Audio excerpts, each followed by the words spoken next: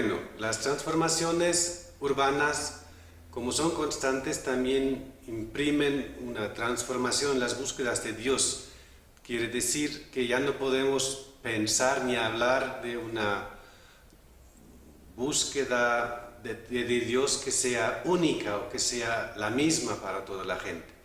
Quiere decir, si antes hablábamos de algo como una identidad cristiana o una identidad católica del continente, ahora ya más bien tenemos que pensar la identidad cristiana como algo que también se transforma constantemente dentro de las urbes en transformación.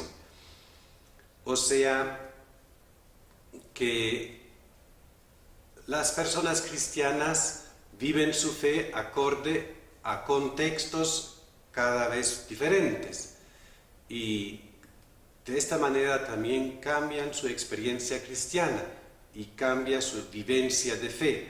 Y eso se expresa no solamente en cambios de religión que vayan de una iglesia a otra en búsqueda de fe, sino también en cambios de expresiones de fe, en fases en que ya no asisten a ninguna expresión religiosa o incluso en adhesiones múltiples que van a diferentes lugares religiosos que tal vez pertenecen a diferentes iglesias.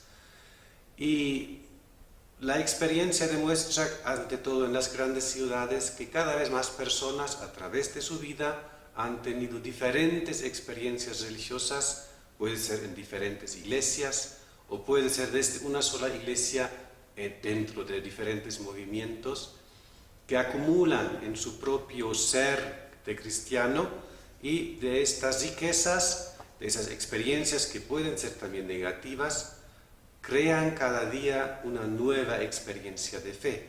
Así que el agente de pastoral, al encontrarse con la gente, se choca con toda cantidad y calidad de experiencias religiosas diferentes y en transición, y tiene que adaptarse cada día de nuevo a esas nuevas experiencias.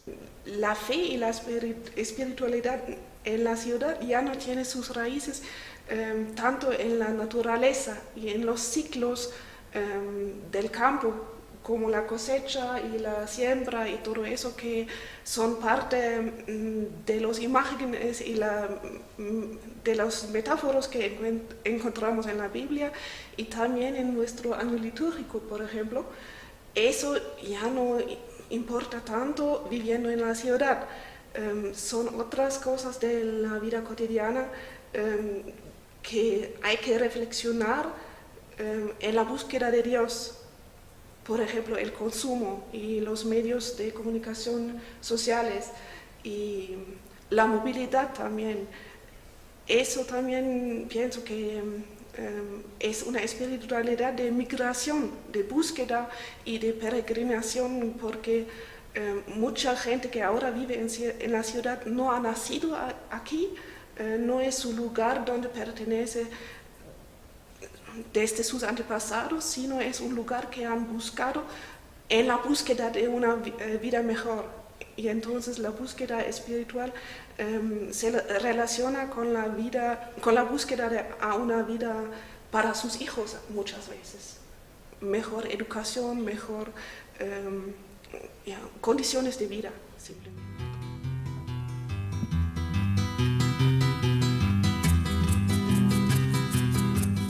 Por lo general, podríamos decir, son dos temas a los que urge responder a cada cristiano. Son las dos preguntas que se hizo el Concilio Vaticano II. ¿Qué es la Iglesia y para qué sirve la Iglesia en el mundo? O sea, como laicos y laicas, ¿qué es mi fe?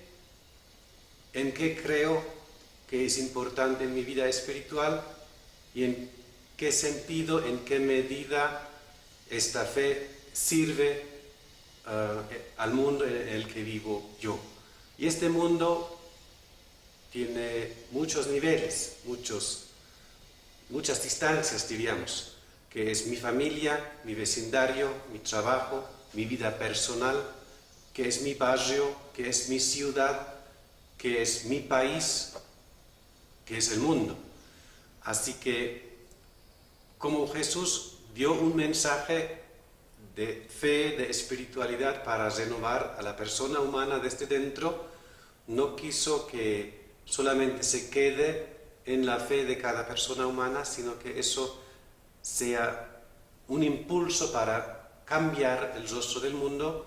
Así cada laico, cada laica está llamada a vivir, a encender este fuego de la fe, o dejarse entender por el Espíritu y llevar esa vida de fe hacia afuera y cambiar el mundo donde él o donde ella vive.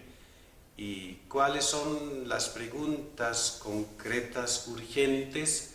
Eso lo debería ver cada laico, cada laica en su propio contexto, en su propia vida, dependiendo de su estado civil, de su cultura, de su trabajo, de todo eso. Pero es necesario tener esas dos visiones hacia adentro, hacia mi propio diálogo con Dios, y hacia afuera, porque Dios dialoga con todo el mundo y con todos los seres humanos y con toda la creación. En eso quisiera seguir un poco más adelante, porque yo pienso que la cuestión no es en primer lugar la cuestión de la iglesia, sino del horizonte del nuevo mundo de Dios, de un mundo más justo, cómo cambiar el mundo así que puede ser un espacio para vivir para toda la gente, hombres y mujeres, gente de diferentes culturas, niños y adolescentes iguales. Y en esa pregunta, ¿cómo podemos seguir adelante mejorando el mundo un poquito más a la justicia, a mejores condiciones de vivir? ¿Con quiénes podemos colaborar? Dentro de la iglesia, con diferentes grupos, con una espiritualidad plural, pero también con movimientos afuera de la iglesia. Como tú has dicho, el Espíritu de Dios está en todos lugares, o en muchos lugares también, y tal vez más que todo afuera de la iglesia. Y sin miedo colaborar con los que buscan a los mismos visiones o utopías.